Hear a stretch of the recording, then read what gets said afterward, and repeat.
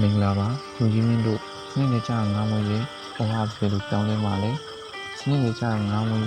ရင်ရတဲ့အကျိုးကျေးဇူးတုံးကိုအကျိုးကျေးဇူးတစ်ငါးတည်မှုရော့အရှုံးနေဘာကြောင့်လဲရေစစ်စစ်မှုမှာအစာပေးချိန်မှာ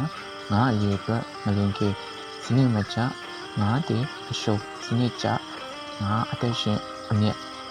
အကျိုးကျေးဇူးနှစ်ကုန်ကျစရိတ်ထိန်းနိုင်အမြတ်တက်ဘာတွေထိန်းနိုင်လဲငါးစာမဖြုံးစေကူတာမှုမလိုအပ်အလုပ်ချင်မပြတ်ငါးစာကုန်ကျစရိတ်ကြီးစိုး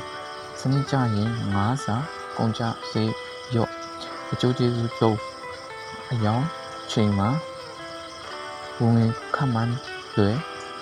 ဘာအကောင်းလဲငါးရွယ်စာတစ်ပြိုင်နက်ကြီးဈေးကွက်ချင်းကိုကြိုးထွက်လို့ရဝင်ငွေလေပတ်မှုbeginning အတွက်အရန်ရေးကြည့်တဲ့အချက်တွေပါစနစ်ကျငါးမွေးနည်းတွေစက်တင်ပေးခြင်းရင်ပို့လို့လုပ်ပါbeginner အဖြစ်ရင် comment မှာငါးလို့ရေးခဲ့ပါ